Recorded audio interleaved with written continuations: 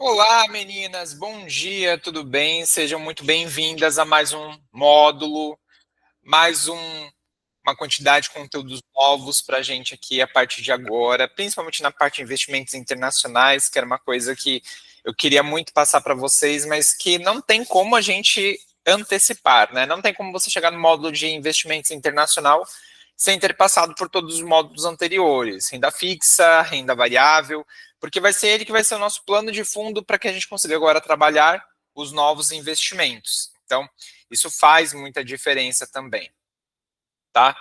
Então, agora que nós temos uma base dos investimentos, né, nacionais, tanto a parte de renda fixa, título público, título privado, passamos aí pela parte de renda variável nacional, ações, fundos imobiliários, o que é a própria renda variável, vocês vão ter mais bagagem até mesmo para estudar esse novo módulo, que são os investimentos internacionais.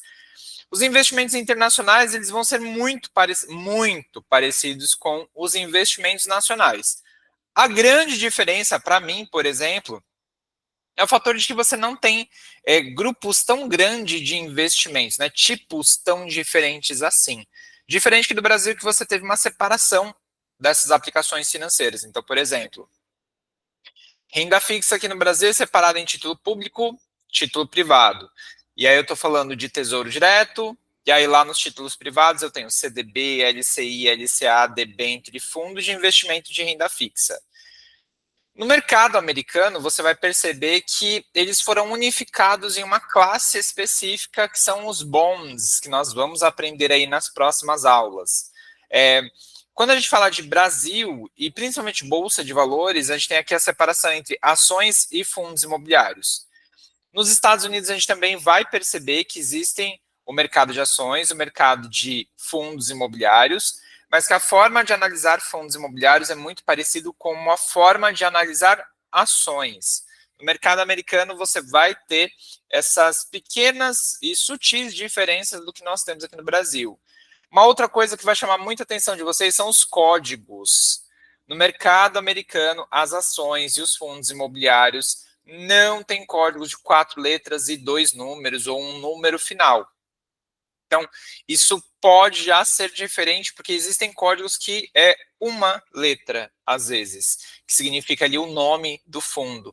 Então, existe uma série de coisas aqui que vai ser bem interessante para a gente estudar nesse mercado, certo? Vamos começar hoje a primeira parte. Deixa eu compartilhar aqui com vocês. Do nosso módulo 5, Investimentos Internacionais, bem-vinda à terra do Tio Sam. Muito bem, aqui você vai aprender agora a investir em dólar e também receber renda em dólar, né? Dólar este que está no momento aí de queda. Então, hoje o dólar, deixa eu até ver aqui para poder falar para vocês. Hoje o dólar, deixa eu ver aqui. Deixa ele carregar. O dólar teve uma variação nos últimos dias, né? O dólar fechou ontem a 5,79. Um dólar que bateu recentemente aí quase 6,30, se eu não me engano. Então, vocês vão começar a investir no mercado americano também com pouco dinheiro e no momento que o dólar deu uma pequena oscilada, né? Caiu um pouquinho. Mas a gente sabe que isso é momentâneo, que o dólar daqui a um tempo ele volta a subir, porque a gente tem a estimativa de que o dólar vai bater até 7, né? Até 7 ao final de 2025 ou no máximo no final de 2026. Por causa de todo o cenário econômico do Brasil, cenário econômico dos Estados Unidos, eleição, política e uma série de outros fatores, né? Então, aqui, quando a gente fala de investimentos nacionais, renda fixa e renda variável, nós somos fortemente impactados pela taxa de juros brasileira, né? A nossa taxa Selic. Agora vocês vão aprender também sobre a Fed Rate, que é a taxa de juros americana, né, a Selic americana. E vocês vão perceber que os Estados Unidos ele é muito mais conservador no aumento das taxas de juros. Então você também vai ter uma série de informações aqui que vão ser diferentes do mercado nacional. Tá? Então, a Fed Rate, que vai ser a taxa de juros americana, ela também influencia fortemente o mercado, mas decisões políticas lá fazem muita diferença aí no que acontece com esse mercado. Então, a gente vai entender também todas essas diferenças aí no decorrer das próximas aulas. certo? E quando a gente fala bem-vindo à terra do tio Sam, é porque realmente você vai começar a investir em dólar e você vai começar a receber renda em dólar. Claro que o dólar ele ainda é relativamente alto, pensando na nossa moeda, né? 5,79, 5,80 ainda é um valor alto. Mas a gente vai entender que não importa qual é o valor do dólar, é sempre interessante que você mantenha um pouco do seu dinheiro investido em outra moeda, em moeda forte, como nós falamos. Então, o que nós vamos aprender na aula de hoje? O que é o mercado internacional? Então, a gente vai entender como é que funciona o mercado internacional, com foco nos Estados Unidos. A história do dólar versus o real, aquela história que a gente já conhece, mas a gente vai conhecer ela um pouco melhor no detalhe hoje. Dólar comercial e dólar de turismo, que muita gente tem dúvida lá na hora de comprar o dólar, ou nunca entendeu qual que é a diferença de um para o outro, qual que eu uso para fazer compra de coisas e viagem, qual que eu uso para comprar investimentos. Escada de risco e retorno internacional. Então, na primeira parte do nosso curso, lá na parte de renda fixa, eu trouxe para vocês a escala de risco e retorno brasileira, né?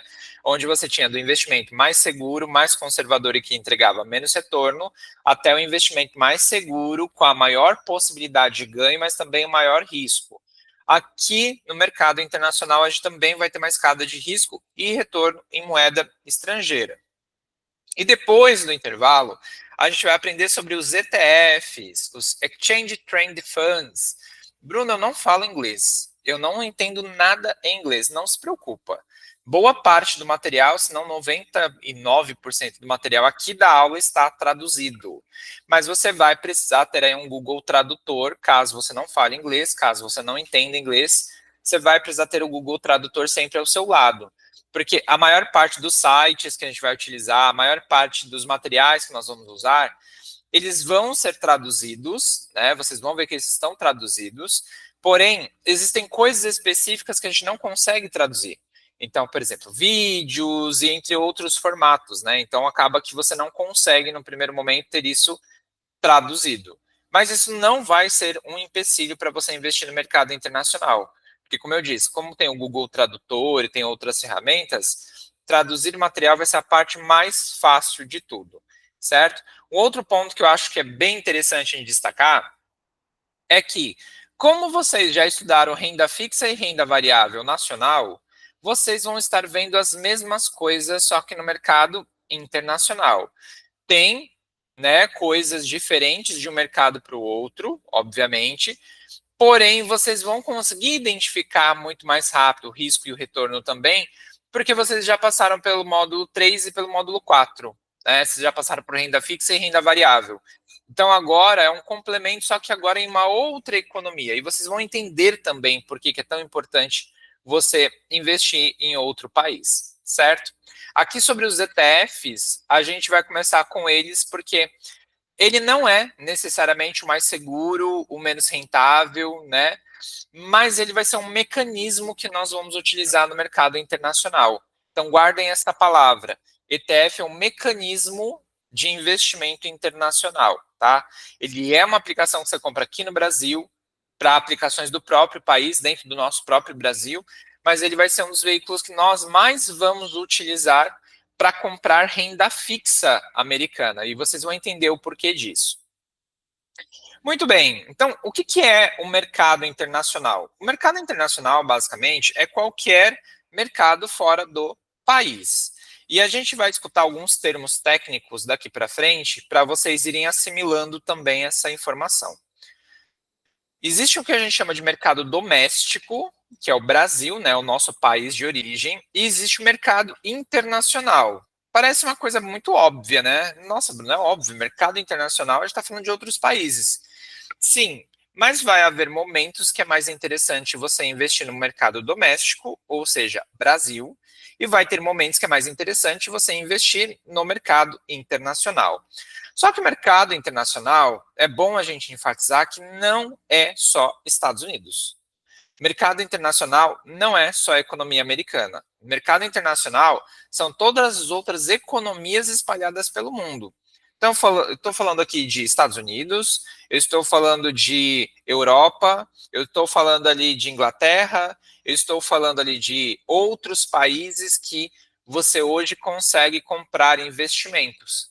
Então, não necessariamente, quando eu falo de mercado internacional, eu estou falando somente de Estados Unidos. Porém, existe uma característica básica aqui que já vai fazer muita diferença para a gente se apegar aos Estados Unidos, que é a robustez de mercado. Robusto, né? É um mercado muito grande, é um mercado muito forte. A gente vai ver isso no decorrer aqui da nossa aula.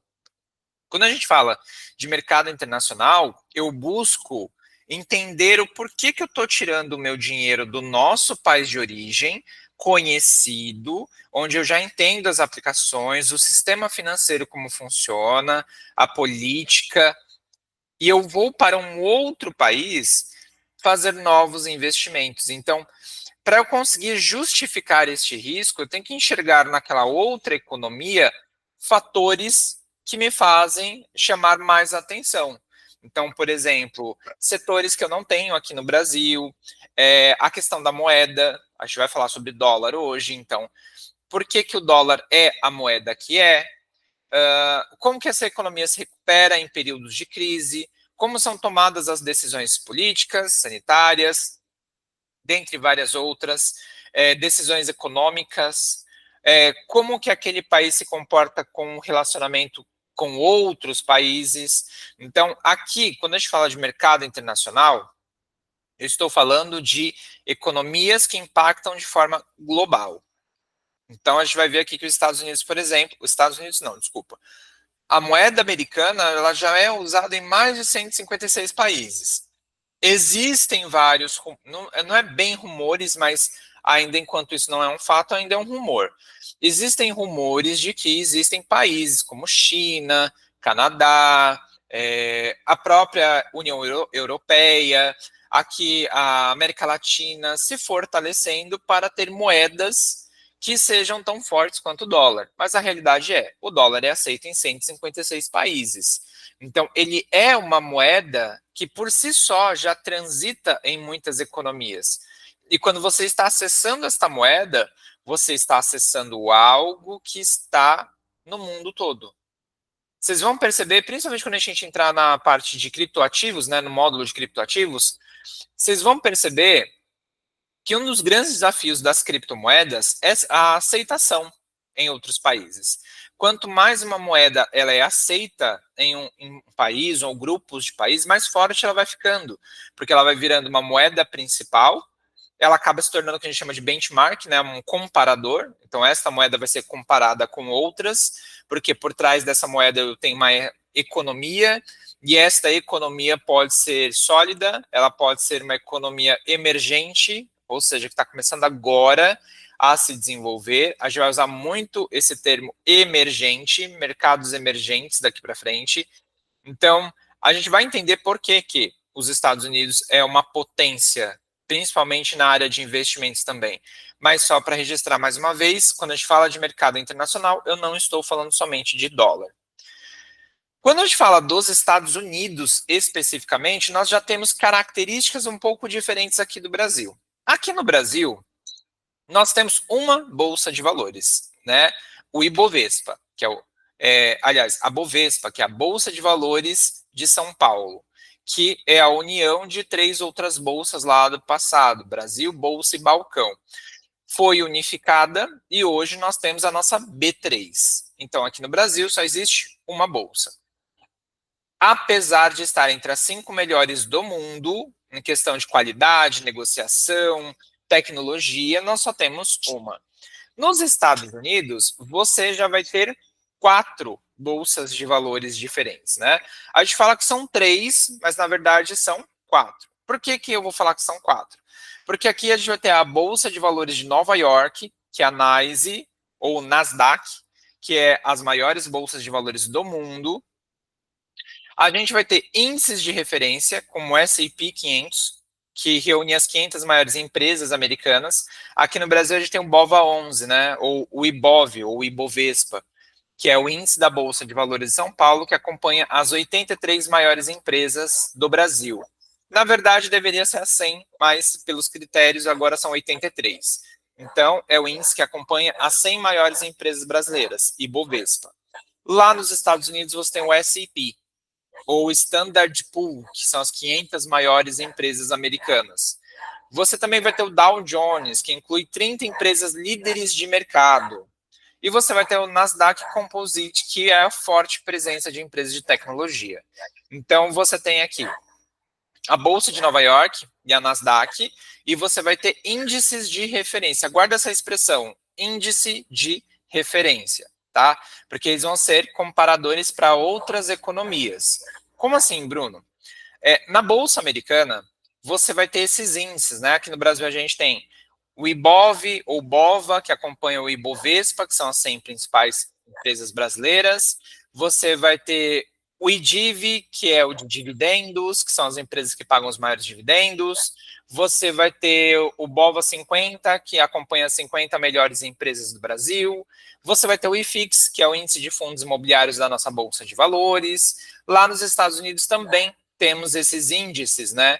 Então, você vai ter o S&P 500, que reúne as 500 maiores empresas americanas, e você consegue hoje, inclusive, comprar um ETF, por isso que na segunda parte aqui da nossa aula a gente vai aprender sobre ETFs, você consegue comprar uma única aplicação a partir de $10, que vai acompanhar diretamente esse índice, que é o S&P 500, que é o SPY, SPY, vocês vão ver isso mais para frente, ou SPID, com D no final, que é o S&P dos dividendos. Então, hoje você consegue comprar essas 500 maiores empresas, né, o índice que acompanha as 500 maiores empresas, com $10, tá? E isso vai fazer muita diferença, porque acho que foi ontem na revisão, ou foi numa aula anterior, ou foi num conteúdo complementar, eu não lembro quando que eu disse isso, mas eu sei que foi aqui no Rica. Vocês vão perceber que agora você consegue acessar investimentos em grande quantidade através, às vezes, de uma única aplicação, que é o ETF. Isso existe aqui no Brasil, nós temos o ETF do BOVA11, por exemplo, que você compra um índice que acompanha as 100 maiores empresas brasileiras de ações. Qual é a questão? O nosso ETF aqui no Brasil, o BOVA11, ele não paga dividendos. Tá? Enquanto aqui a gente vai ter índices nos Estados Unidos que pagam dividendos. Inclusive, um dos grandes atrativos que nós vamos ter no mercado internacional é que quase tudo vai te pagar dividendo. Quase tudo. Tá? A gente tem o Dow Jones, que inclui as 30 empresas líderes do mercado. Então, vamos lá. Você tem o S&P, que acompanha 500 maiores empresas. Você tem o Dow Jones, que inclui 30 empresas líderes do mercado. E você tem o Nasdaq Composite, que é a forte presença de empresas de tecnologia. Então, o Nasdaq Composite, ele acompanha somente empresas de tecnologia, enquanto o Dow Jones inclui as 30 empresas mais importantes do mercado internacional. E o S&P 500 reúne as 500 maiores empresas dos Estados Unidos. Tá? Então, você vai ter índices de referência, até mesmo para você comparar com outros países. É melhor comprar hoje com o dinheiro que eu tenho o S&P 500, que reúne as 500 maiores empresas dos Estados Unidos, ou é melhor comprar o BOVA11 no Brasil, que acompanha as, hoje, 83 melhores empresas do país? Não necessariamente para escolher um ou outro, mas vocês vão perceber que em preço, por incrível que pareça, é mais barato comprar o S&P 500 do que comprar o BOVA11 aqui no Brasil, mas a gente vai chegar nessa parte. Então, lá nos Estados Unidos, vocês vão ter 2 bolsas e 3 índices.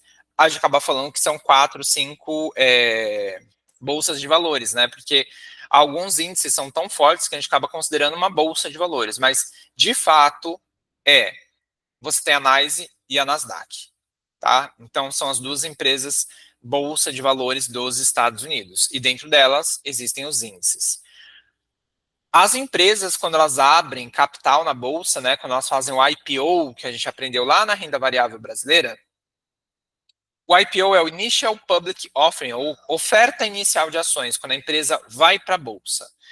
Aqui no Brasil, as empresas, quando abrem capital na bolsa, só tem a B3. Elas só podem abrir capital lá na B3. Nos Estados Unidos, elas podem escolher se elas querem abrir na NYSE, que é a Bolsa de Nova York, ou na Nasdaq. Então, ela pode escolher em que bolsa que ela vai começar a negociar suas ações. Então, às vezes, você vai digitar o código de uma ação ou de um fundo imobiliário em uma bolsa de valores e não vai conseguir encontrar. Porque às vezes ela está listada em outra bolsa, não é aquela que você achava. Tá? Mas a gente vai fazer de uma forma bem simples, você vai ver que não tem nada demais, é só para título de informação, para você entender que empresas americanas podem escolher onde elas vão vender as suas ações, na NYSE ou na Nasdaq, tá bom? Então aqui é só para a gente entender que lá a gente já tem mais coisas se relacionado à Bolsa de Valores do que aqui no Brasil, enquanto a gente tem uma e dois índices de referência, que é o Ibovespa e o IFIX, lá você vai ter duas bolsas e três índices de referência diferentes. Os tipos de investimentos disponíveis nos Estados Unidos. Você vai ter as ações, empresas como Apple, Microsoft, Tesla e várias outras, que lá recebem o nome de stocks. Vocês vão ver que se chama stocks, que é a tradução de ações. Vocês vão ter os ETFs, ou aqui no Brasil, ETFs, que são fundos que replicam índice e setores. Vocês vão ter os REITs, ou REITs, que são os fundos imobiliários americanos. E vocês vão ter os bonds, que são os títulos de renda fixa privado, aqui no Brasil, CDB, LCI, LCA, debênture de fundos. E você vai ter os bonds do governo, que são os treasuries, ou os tesouros, tá? E você tem opções e derivativos para investidores mais avançados. A única aplicação que nós não vamos ver no nosso curso é opções e derivativos. Por que a gente não vai ver essa opção aqui, derivativo? Primeiro, porque são para investidores mais avançados. Então, você tem que estar num nível como investidora. Não vou nem falar aqui investindo na prática, apesar disso fazer muita diferença.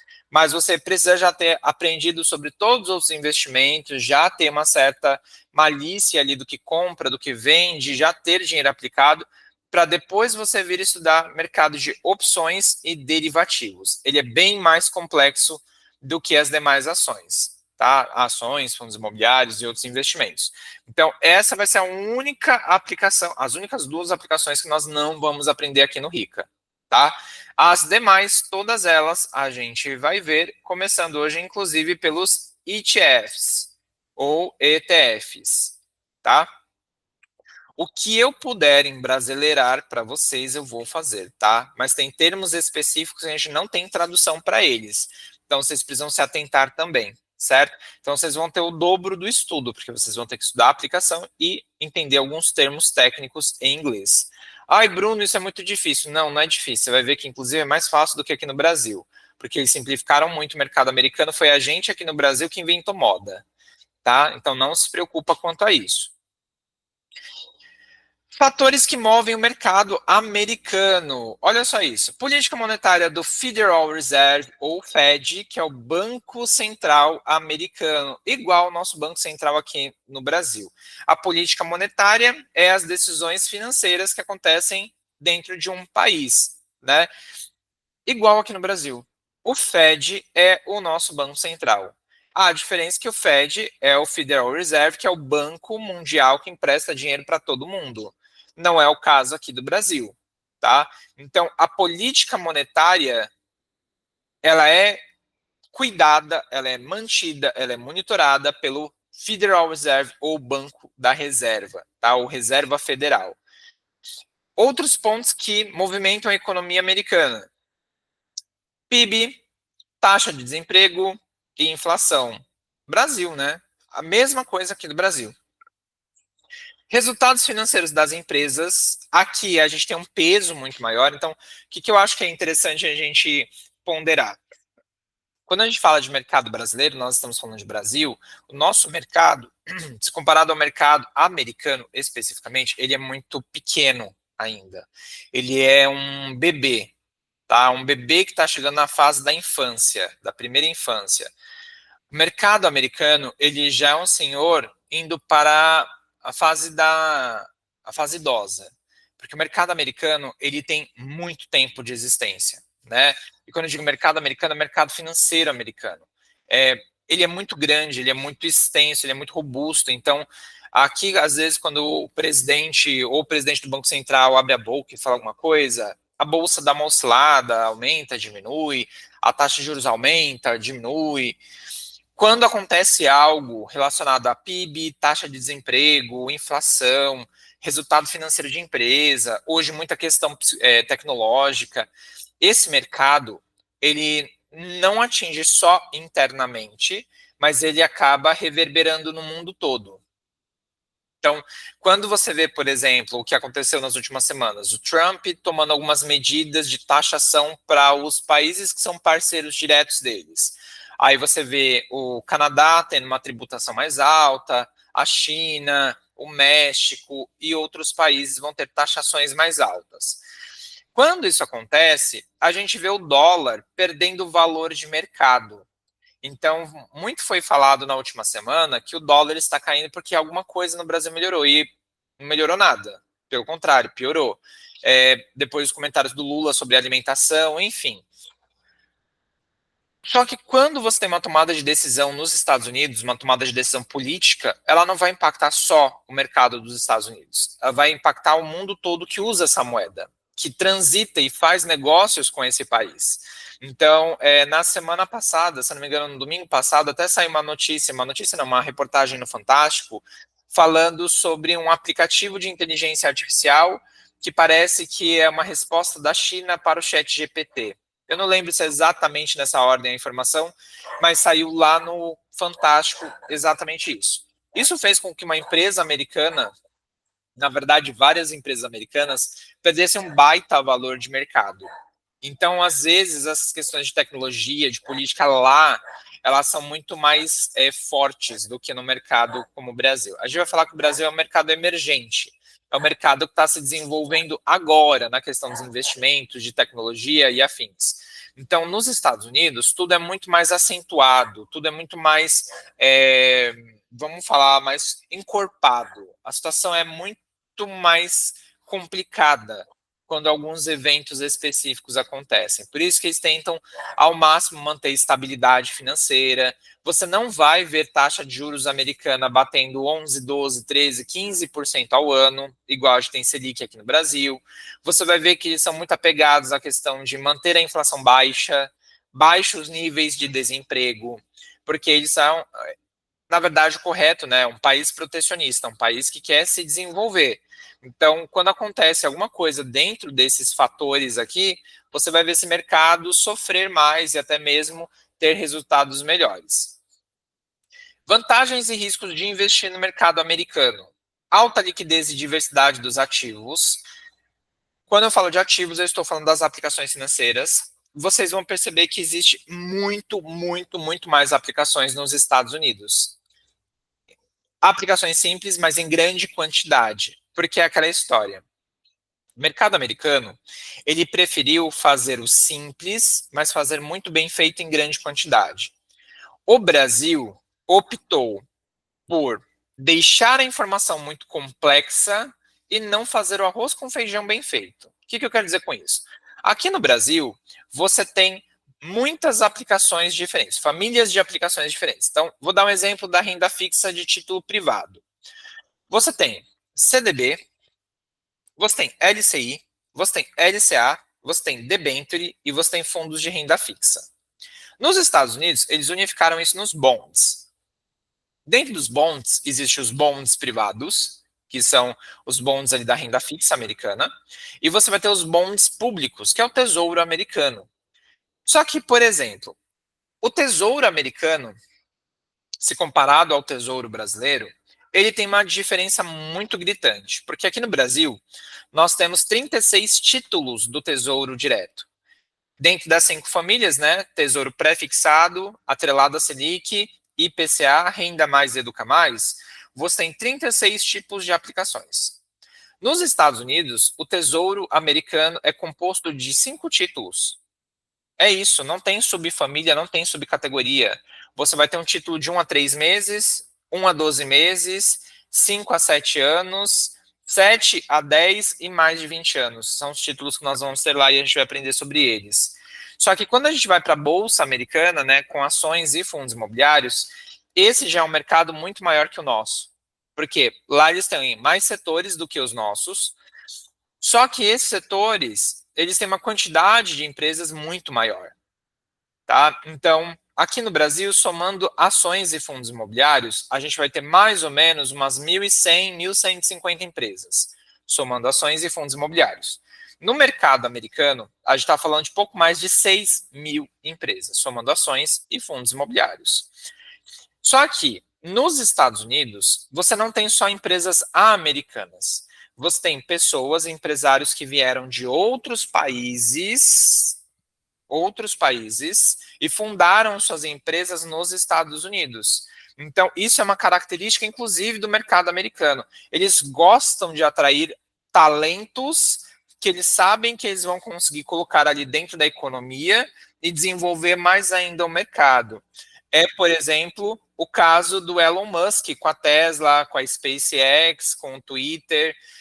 O Elon Musk, ele não é americano. Eu não lembro agora, ele é da África, alguma coisa, eu não lembro agora de onde que ele é. Mas ele não é americano. Ele veio de outro país e montou a empresa dele nos Estados Unidos. A empresa dele não começou como a SpaceX, como a Tesla. A empresa dele antes foi o PayPal, aquela forma de pagamento que a gente tem de mercado americano. Se não me engano, ele montou o PayPal com um amigo, depois vendeu por bilhões de dólares a empresa. A gente tem também o dono da Nvidia, que eu acho que é coreano, é sul-coreano, alguma coisa assim. Você vai ter o dono da Alphabet, da Google, que não é americano também. Então, é uma característica do mercado americano trazer talentos de fora para criar suas empresas ali dentro. Né? Tanto é que lá vocês vão conhecer que existe o Vale do Silício. O Vale do Silício é onde nascem as novidades tecnológicas.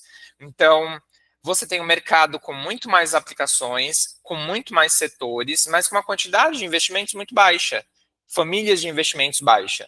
Isso gera para a gente mais conforto na hora de comprar, porque você precisa entender sobre as empresas, sobre os setores, mas você não vai ficar inventando a roda. Então, eles têm uma forma mais enxuta de investimentos. Quando a gente fala de alta liquidez, é pela quantidade. Tem muita aplicação, tem muita empresa, tá? Mas aqui vale uma regrinha que eu falei ontem na revisão e volto a repetir. Não significa que porque tem 6 mil aplicações diferentes de renda variável, que você vai comprar tudo que tem lá. Pelo contrário, você vai ser mais criteriosa ainda na hora de comprar. E é por isso que eu vou falar que eu gosto tanto da economia americana para algumas coisas. Não para tudo, mas para algumas coisas. Você tem hoje aplicações que unificam mercados em uma única e você tem uma quantidade de dor de cabeça mínima para estudar, tá? Então você vai ter isso também que vai te ajudar muito na hora de fazer os investimentos. Economia estável e sistemática. Então o americano ele não gosta de muita oscilação de mercado, muita inflação, muito burburinho sobre economia, PIB em queda. Ele gosta de manter a economia estável. Então vamos falar assim, os Estados Unidos é uma economia moderada do ponto de vista de investimentos. Ele nem é conservador, porque ele gosta muito de correr risco, mas ele também não é uma economia extremamente arriscada, tá? Pela questão de quantidade de aplicações, o mercado, como ele funciona. Quais seriam as desvantagens, né? Risco cambial para investidores estrangeiros. Aqui eu estou falando de Brasil. O nosso risco relacionado aos Estados Unidos é porque o câmbio é muito caro, né? Mas não é caro porque o dólar é caro, é porque a nossa moeda se desvalorizou muito. Então, aqui, o que a gente vai ter de diferença, o que, infelizmente, prejudica a gente no sentido de investimento, é que hoje você está pagando um dólar de 5,80 para um, né? Então, você tem que desembolsar R$ 5,80 para conseguir comprar um dólar. As aplicações americanas, a gente vai começar com US$ 10. Então, eu já estou falando aí de você desembolsar entre 58 e 59 reais para comprar US$ 10. Então, esse é o risco cambial. É uma moeda mais cara para nós brasileiros, tá? Mas aqui, agora que a gente tem um pouco mais de maturidade nos investimentos, que a gente já passou por educação financeira, empreendedorismo, renda fixa, renda variável, vocês vão entender o que eu vou falar agora. Você prefere investir barato, se comparado aos Estados Unidos, numa economia que o presidente parece que nunca sabe o que está falando, o ministro da Economia tem certos comentários que você fica perguntando de onde que ele tirou a informação e qual é a área de formação dele.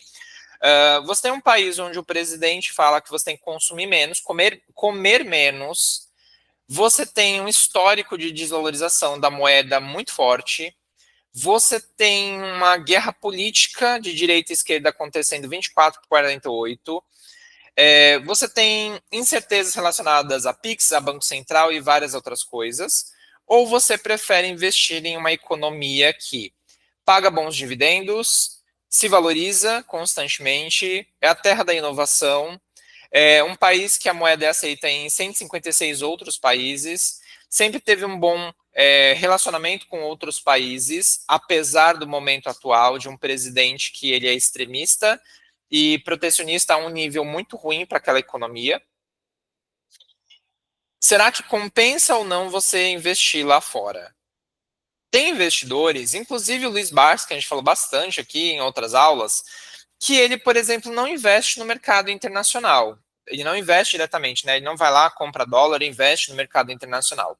Mas ele compra empresas brasileiras que têm parte da renda em dólar. Eu vou dar o exemplo da Klabin, que foi a que a gente falou bastante aí nas últimas aulas. A Klabin recebe em dinheiro parte das vendas dela, mas ela também recebe parte das vendas dela em dólar. Então, quando você tem uma valorização dessa moeda, as empresas no Brasil que estão recebendo parte das suas vendas em dólar também ganham com isso, tá? Então, assim, o risco cambial ele existe pela questão de que é muito caro. Mas é aquela história, eu acho que eu falei isso na parte, inclusive, dos indicadores de ações. É normal, é esperado que boas empresas que pagam bons dividendos, que têm bons históricos, custem mais caro do que o valor ideal. A mesma coisa a gente está falando aqui para o dólar. É comum, é esperado que uma moeda de um país que é tão forte, uma economia, uma potência de primeiro mundo, seja mais caro do que um país emergente como o Brasil. O Brasil tem potencial para ser um país de primeiro mundo. A questão é que a nossa política, e eu vou enfatizar o fator política, porque é sempre ali o nosso calcanhar de Aquiles, enquanto a nossa política não for revista, ela for reformulada, o Brasil ele não vai ser um país de primeiro mundo. E olha que aqui na nossa terra você produz de tudo. Você não passa aperto. Existe, inclusive, eu acho que até comentei isso em uma aula com vocês.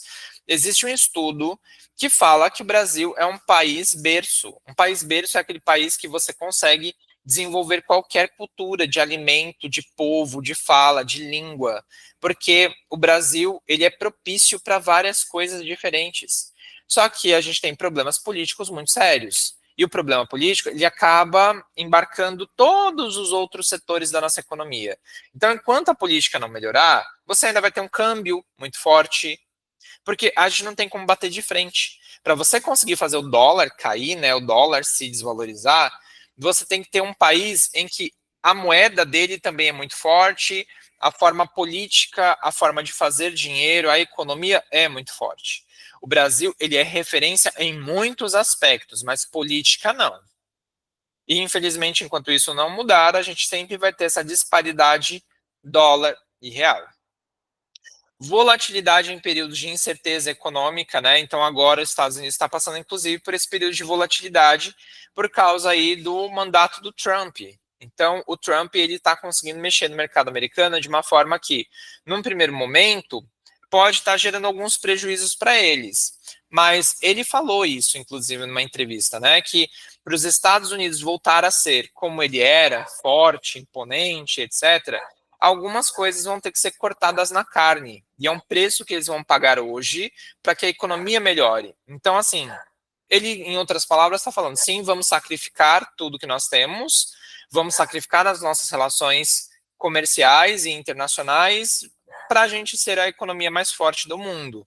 E aí é óbvio que outros países vão se movimentar, outras potências como China, Canadá, Londres, o próprio Brasil e várias outras economias vão ter que se mexer, porque a gente começa a entrar numa guerra política e uma guerra financeira.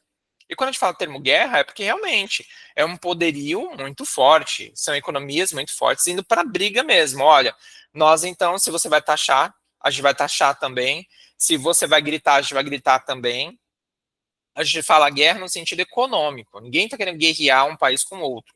Mas é uma coisa que, olha, eu sou uma potência, eu quero me manter como potência. Os Estados Unidos estão gritando isso para o mundo. Somos uma potência, queremos nos manter como uma potência. Então é normal você agora, daqui para frente, ter que fazer leitura de mercado.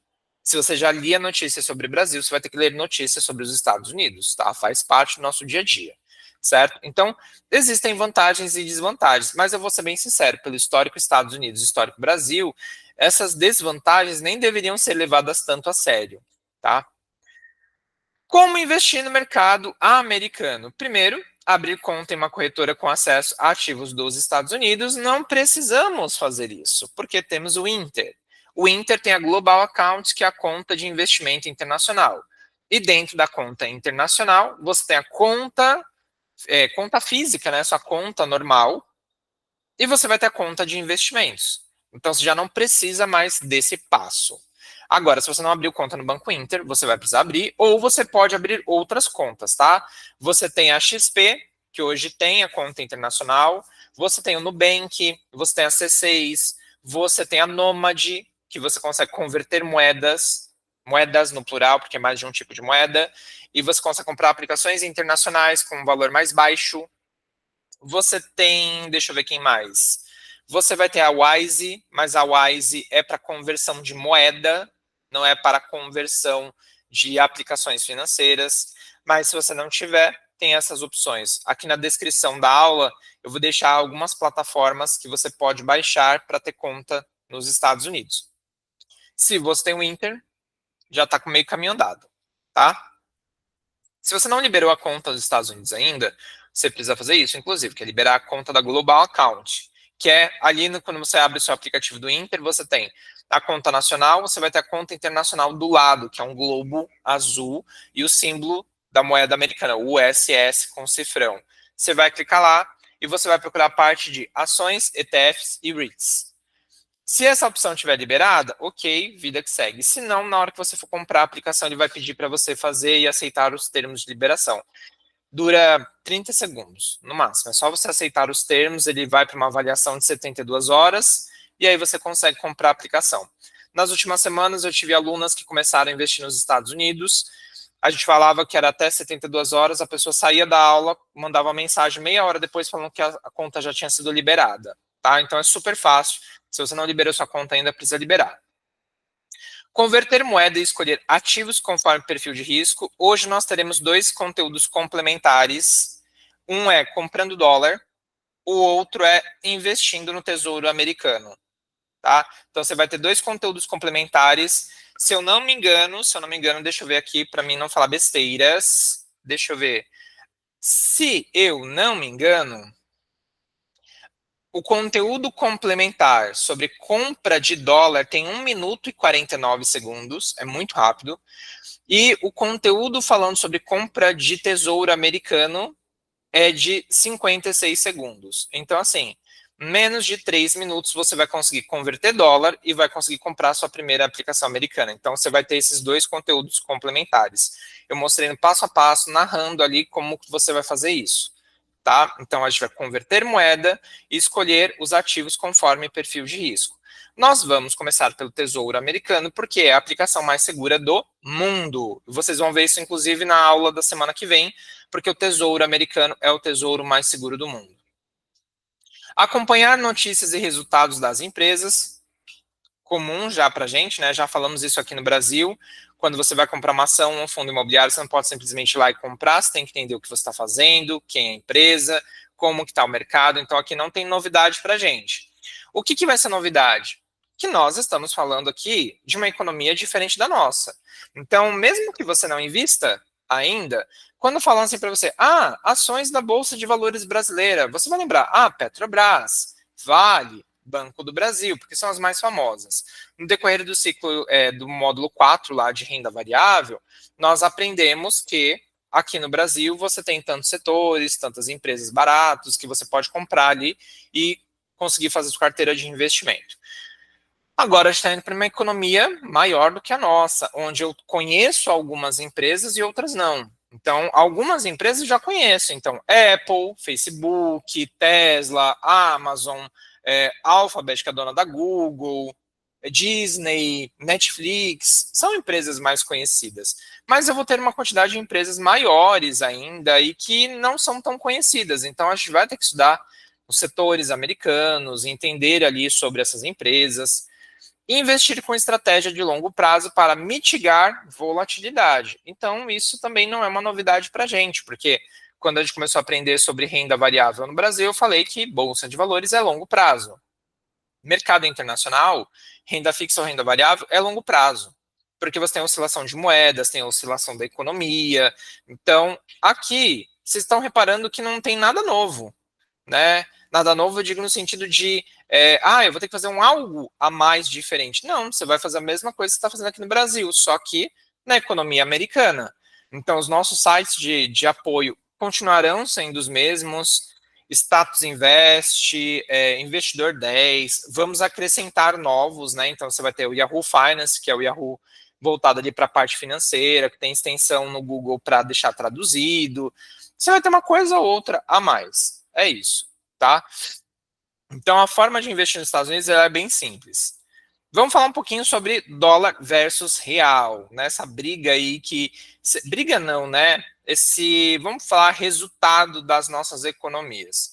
Então, primeira coisa, dólar americano, uma moeda forte e global. Criada em 1792, o dólar se consolidou ao longo dos séculos como a principal moeda do comércio internacional.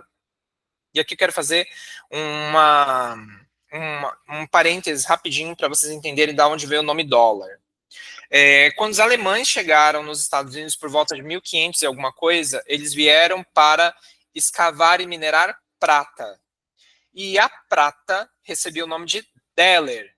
Deller, tá? D-E-L-L-E-R. Deller. E aí, como esse nome soava diferente, eles começaram a entender que você podia trocar os Dellers por coisas, né? Eles usavam o Deller, a prata, como moeda de troca.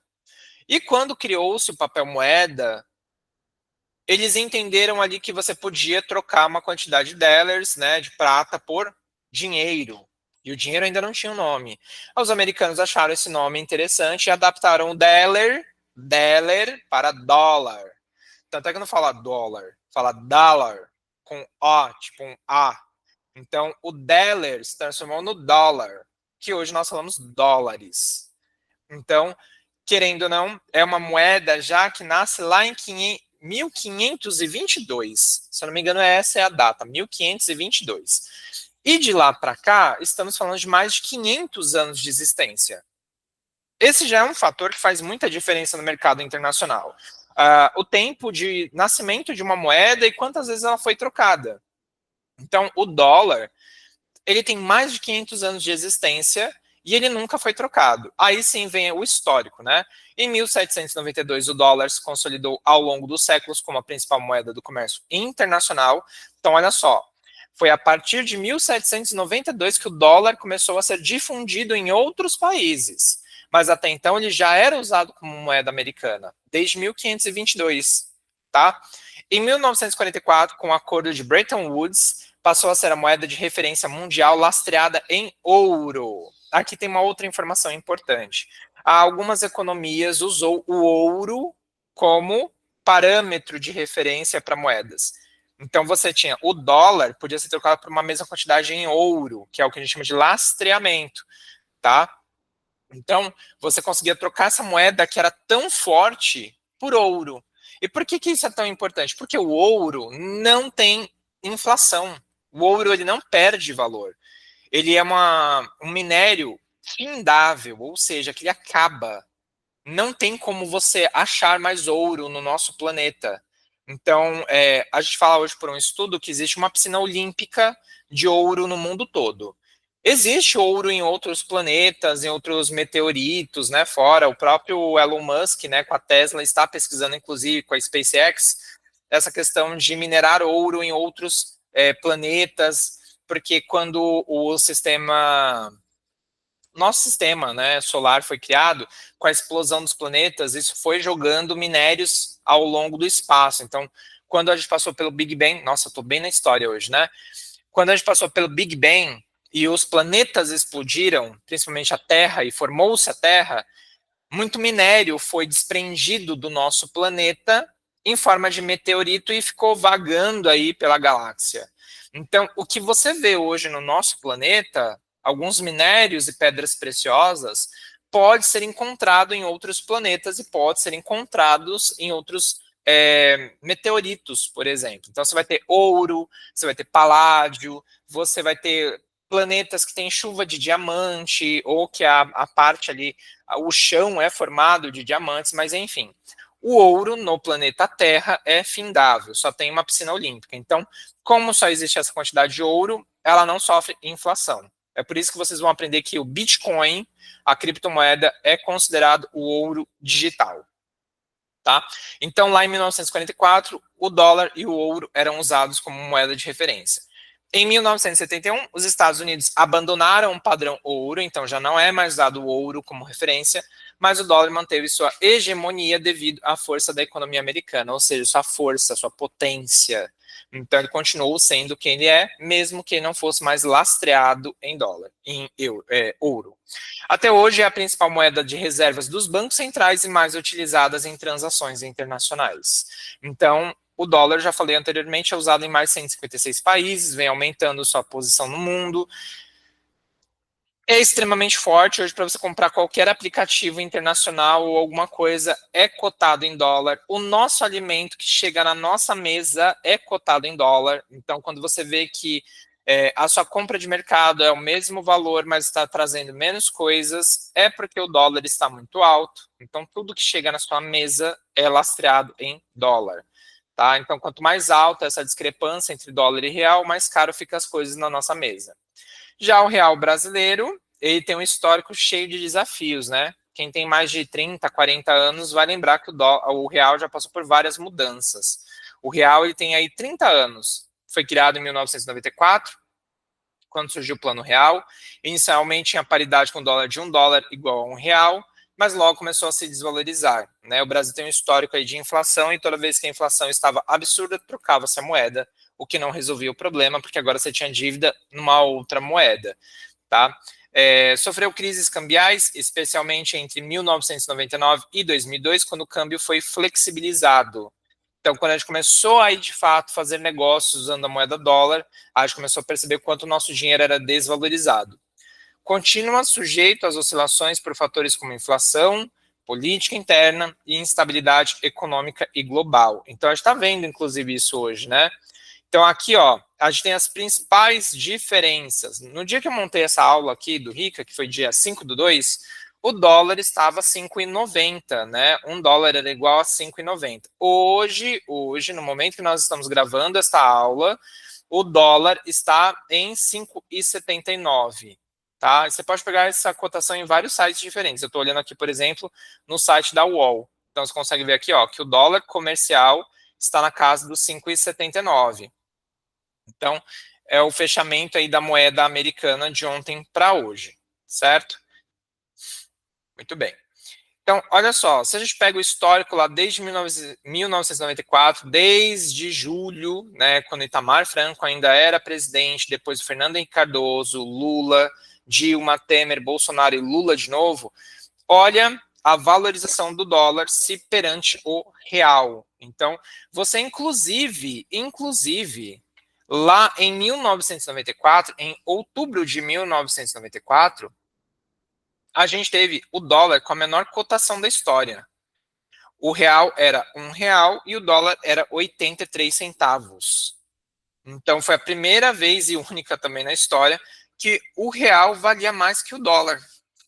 Inclusive teve uma novela, eu não lembro se foi exatamente essa, mas eu acho que foi a Rainha da Sucata, em que tinha duas personagens icônicas. Uma era a Lolita Rodrigues e a outra era uma amiga dela, que eu não lembro o nome, que numa parte da novela específica ali, uma pessoa vira para ela e fala assim: ah, você quer receber em dólar? E ela fala assim: para que eu vou querer receber em dólar? Meu dinheiro vale muito mais, porque essa novela foi inclusive dessa época, e a pessoa, ela falava isso, né?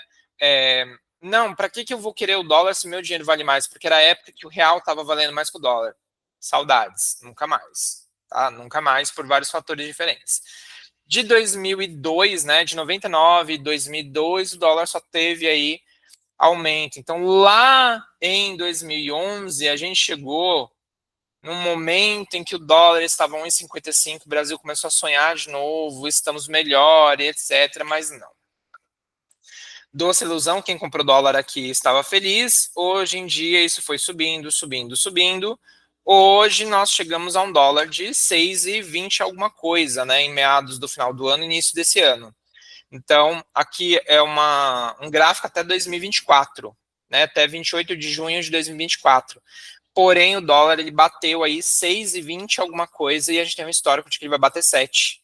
Então, aqui, ó, para você entender essa discrepância de moeda, apesar de falarmos que o dólar em si não é investimento, pelo fator se comparado ao real e as próximas oscilações que a gente pode esperar, a gente consegue acabar falando que o dólar é sim um tipo de investimento, tá? No sentido de comparação entre moedas.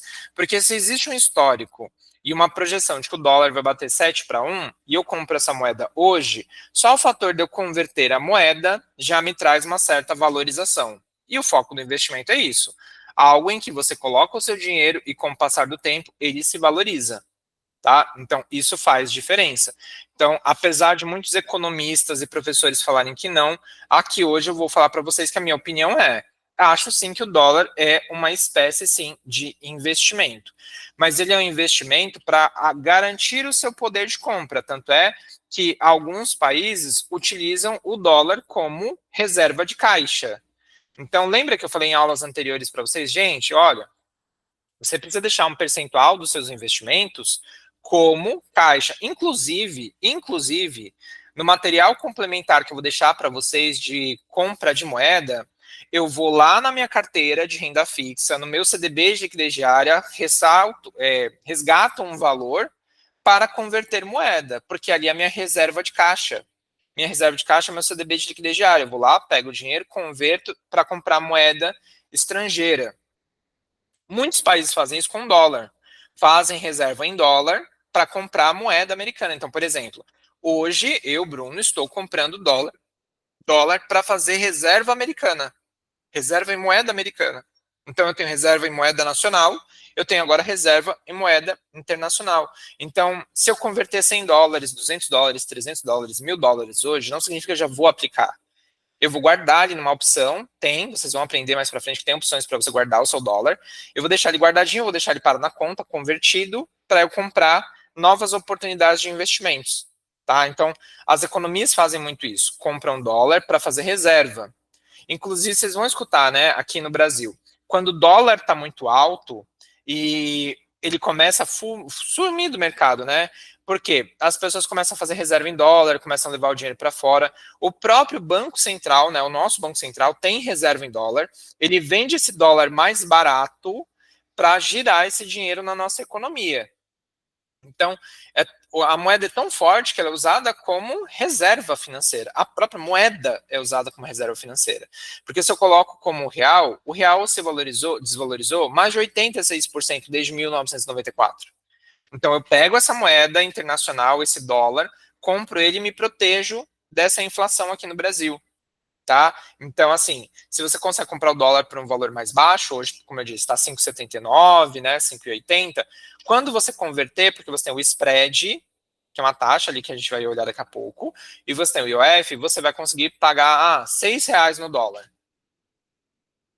Se a gente olhar que o dólar já bateu 6,20 há uns dias atrás, você está ganhando aí 20 centavos de diferença, mas eu vou mostrar mais para frente isso para vocês também, certo?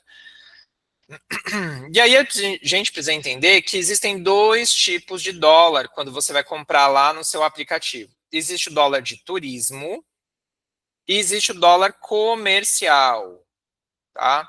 O dólar de turismo, ele é um pouco mais caro do que o dólar comercial.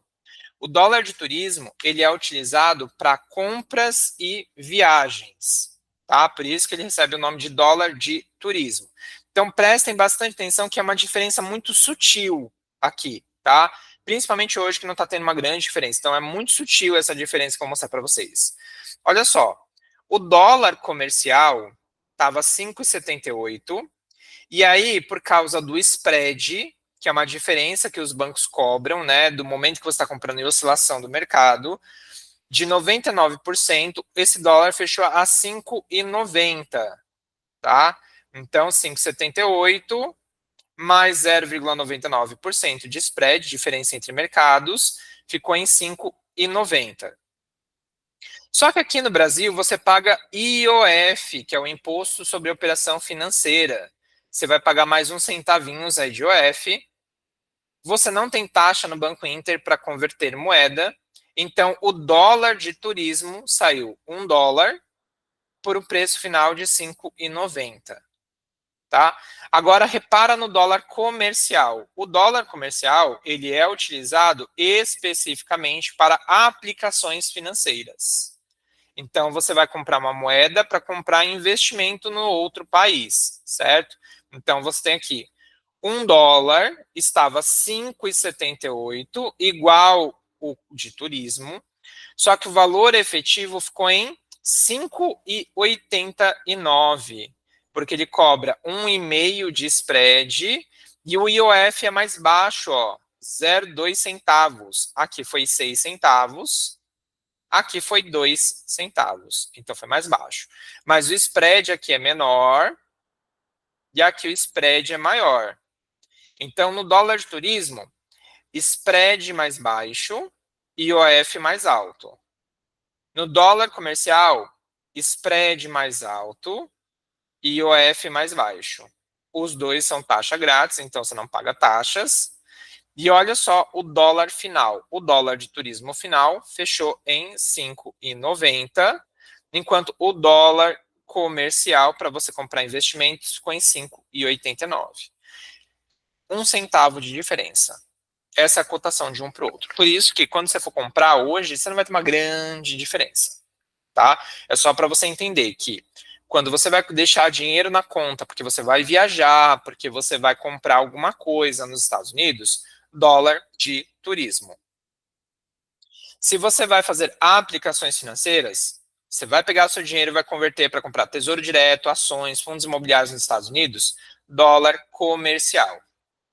E não adianta pensar o seguinte: ah, então eu vou fazer o seguinte, eu vou converter dólar comercial, que é mais barato, para comprar coisas nos Estados Unidos. Não dá para fazer isso, tá? Quando você clicar lá para comprar o seu dólar comercial, o Banco Inter, ele vai colocar uma informação na sua frente, você vai ver isso inclusive na aula de conversão de moeda que eu gravei para vocês, que ele mostra lá para você aceitar os termos dizendo que você está trocando dinheiro para comprar investimentos.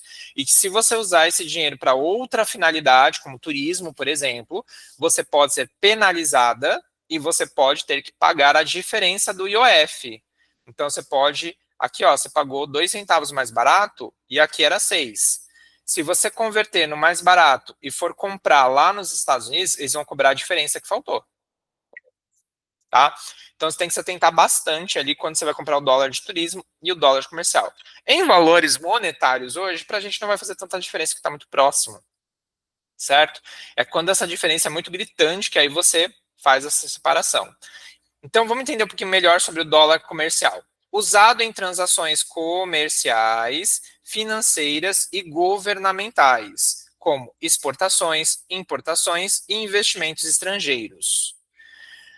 Cotação mais baixa, pois movimenta grandes volumes de dinheiro e tem menor margem de lucro para os intermediários, valor definido pelo mercado de câmbio e regulamentado pelo Banco Central. Exemplo de uso: empresas comprando ou vendendo produtos no exterior, pagamento de investimentos internacionais, transferências bancárias internacionais. Então a gente usa o dólar comercial para comprar investimentos porque ele é pouquinha coisa mais barata, tá? Então a gente viu ali, ó, que o spread era mais alto, mas o IOF, que é o Imposto sobre Operação Financeira, ele era mais barato, então esse dólar ele fica 1 centavo mais barato que o dólar de turismo, tá? Então, esse daqui é usado para investimentos. Já o dólar de turismo é utilizado para compras de moeda física, ou seja, nota em espécie. Informação muito importante. Bruno, posso comprar dólar e deixar na minha casa? Não faça isso. Ah, por quê? Será que eu vou ser roubada? Será que eu vou entrar na minha casa? Eu vou perder o meu dinheiro? Não, eu não estou falando que você comprar moeda e deixar na sua casa é ruim por esse fator. Mas é porque é diferente. Diferente não, porque o do Brasil também é assim. a moeda americana, a cédula, ela envelhece. E quando ela envelhece, ela perde valor. Então tem uma galera aí que faz reserva de dólar, guarda dinheiro em casa e não sabe que esse dinheiro tem vencimento. Sabe quando você pega um dinheiro, um papel, né, um papel moeda, você cheira e tem cheiro de mofo ou tem cheiro de coisa antiga, porque ficou guardado muito tempo? Pois é. Se isso acontecer com dólar, ele perde valor. Tá? Então, às vezes, a pessoa ela vai, pega uma quantidade de dólar que ela tinha guardado em casa, vai lá numa casa de câmbio e tenta vender e fala assim: olha, o seu dólar ele está valendo menos porque a cédula está desgastada. Então, sim, o dólar ele perde valor também se você deixa ele guardado em casa. Então, não guardem dinheiro, dólar em casa. Aliás, dinheiro nenhum. Não guardem dinheiro em casa, né? Hoje em dia, com um monte de conta digital, investimento a partir de R$ 1, não tem que se deixar dinheiro parado na sua conta. Então, aqui a gente vai usar ele principalmente para comprar moeda física, cartões pré-pagos para viagens internacionais.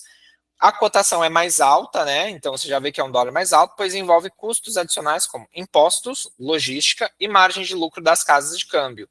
Sofre maior variação de preço dependendo da oferta e da demanda. Então, assim, o mercado de investimentos ele sofre menos oscilação porque a gente tem 5% da população mundial investindo. Então, esse mercado de moeda comercial ela vai ser mais barata do que aqui a de turismo. Tá? Exemplo de uso: compra de dólares para viagem ao exterior, cartões pré-pagos internacionais, compra de moeda estrangeira em casas de câmbio. Então, vamos pensar o seguinte: quando você for converter moeda, você tem que pensar o seguinte: eu vou converter moeda porque eu quero viajar, ou eu vou converter moeda porque eu quero investir? Se você for converter porque você vai viajar, você vai procurar o dólar de turismo, tá? Porque quando você for converter lá no Inter, você vai ver na aula que eu vou deixar gravado para você, você vai ver que tem lá o dólar comercial e conta de investimento nos Estados Unidos. Interpretem o que você está vendo, tá? Então, dólar de turismo ou dólar para global account, o Banco Inter vai mostrar para você conta global account, que é a conta física, né? Então, tecnicamente, está convertendo para deixar o dinheiro parado na sua conta. Isso é o dólar de turismo. Agora, ele vai te dar uma outra opção que é dólar para conta de investimentos. Aí sim, é o dólar comercial, aquele que a gente vai utilizar para comprar, para investir, tá? Então preste bastante atenção. Aqui no dólar de turismo, você já percebe que o spread é mais baixo. Em compensação, o IOF é mais caro e isso faz com que a cotação final seja um pouquinho mais cara. Então, você tem aqui essas duas diferenças, tá? Você vai ter um dólar a 5,90 e um dólar a 5,89.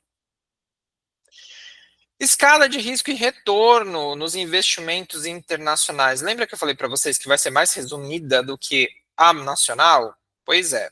A gente começa com os ETFs, não porque eles são mais seguros, mas porque eles vão ser o nosso mecanismo de compra de investimento internacional. Então, você consegue diversificação automática e menor risco que ações individuais, boa rentabilidade no longo prazo, sofrem oscilações conforme o mercado sobe ou cai. Então, o ETF ele vai ser um mecanismo que vai permitir que você compre tesouro americano, CDs ou CDs, bonds, rates, stocks, criptoativos. Tá? Então, ele é um mecanismo de entrada, certo? Aí nós temos o cenário do tesouro americano, igual o nosso aqui no Brasil. Assim como você tem o tesouro direto brasileiro, você vai ter o tesouro americano. Emitido pelo governo dos Estados Unidos, tem risco quase zero de calote. A gente sempre fala que o risco é quase zero, apesar de não existir nenhum indício de calote. Opções de curto, médio e longo prazo. Retorno geralmente baixo, dependendo da taxa de juros da Federal Reserve, né? Vou traduzir para vocês a expressão. Retorno geralmente baixo, dependendo da taxa de juros Selic do Banco Central. É a mesma coisa que aqui no Brasil. Então, taxa de juros americana em alta, tesouro paga mais. Taxa de juros americana em queda, tesouro paga menos. Aí você vai ter os CDs, que são as contas de rendimento, muito parecido com as nossas contas de rendimento aqui normal no Brasil, garantidos pelo FDIC, até 250 mil por instituição. O FDIC é o nosso FGC, Fundo Garantidor de Crédito, tá? Só que o FDIC, ele garante até 250 mil dólares por instituição. Aqui no Brasil é o FGC, Fundo Garantidor de Crédito, até 250 mil reais, tá? Baixo risco e fácil acesso ao dinheiro, rentabilidade limitada perdida para a inflação ao longo do tempo, né? Porque é uma conta de rendimento, onde você deixa o seu dinheiro parado e ele fica lá rendendo a taxa da inflação, mas dependendo de como estiver a economia, não vai render tanto assim. Tá? Então, os CDs lembram muito as nossas contas de rendimento aqui no Brasil. Aí você vai ter os bonds. Os bonds, na tradução, são as obrigações. Toda a renda fixa americana está resumida nessa aplicação, bonds. Então, você tem emitido por empresas sólidas e bem avaliadas, e aí são empresas financeiras como bancos, corretoras. Você vai ter bonds parecidos com LCIs, letra de crédito imobiliário. Então, você vai ter bonds de empresas do setor imobiliário. Você vai ter bonds do setor do agro, apesar dos Estados Unidos ser uma fatia bem menor do agronegócio no mundo, porque o Brasil é um dos maiores, então nesse fator a gente está ganhando. Você não vai ter tantos bonds voltados para a LCA lá nos Estados Unidos, letra de crédito do agronegócio. Lá o agro não é tão forte quanto aqui no Brasil, então você quase não tem. Você vai ter ali os bonds voltados para grandes empresas, que seriam as nossas debêntures no Brasil. Então, o bond, ele unificou CDB, LCI, LCA e debêntures em uma mesma aplicação. E aí, dentro do bond, você vai ter que entender, é um bond que empresta dinheiro para banco? É um bond que empresta dinheiro para setor ou a indústria imobiliária?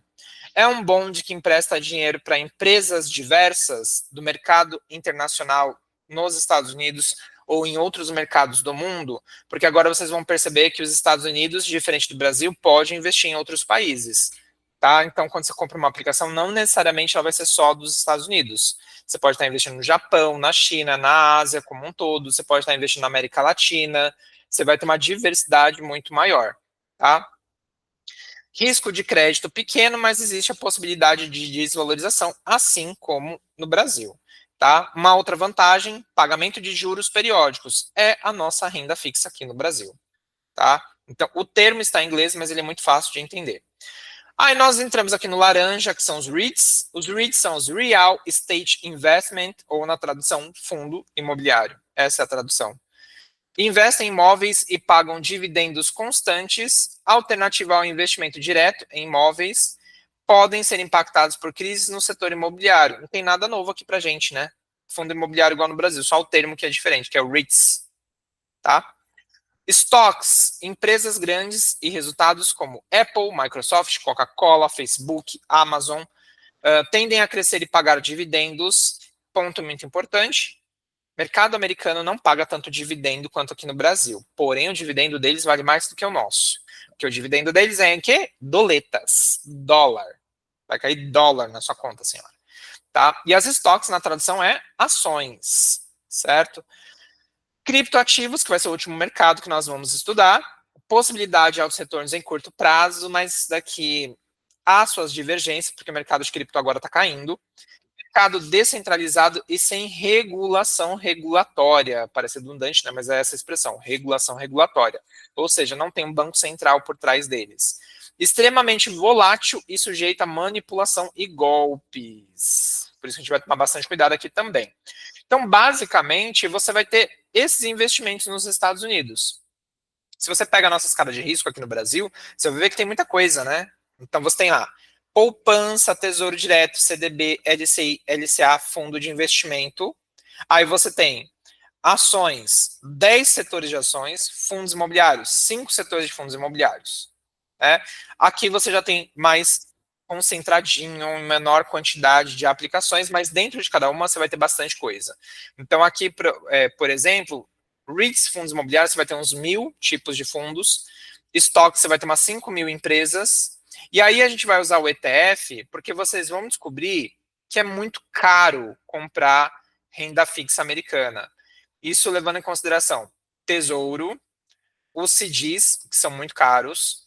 Bruno, caro quanto? Bom, cada bond ou cada CDB americano Cada tesouro americano, cada um custa em média 10 mil dólares. Entre 10 mil a 50 mil dólares.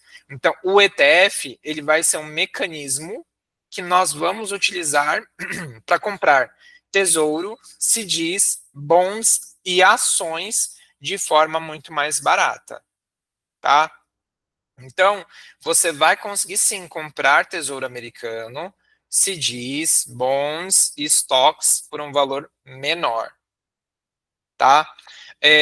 Aqui, você vai poder comprar as ações diretamente, você vai poder comprar ações da Apple, do Facebook, da Amazon, de todas as empresas que estão lá, só que como elas têm valores muito altos, às vezes na casa de 100 dólares, 200 dólares, 500 dólares, 1.000 dólares, o ETF, ele vai ser um mecanismo que vai te ajudar a comprar ações também, ao invés de um grupo de ações, por 10 dólares. Tudo aqui a gente vai conseguir comprar com 10 dólares, tudo isso aqui, tá? Você consegue hoje diversificar o seu patrimônio com pouco dinheiro.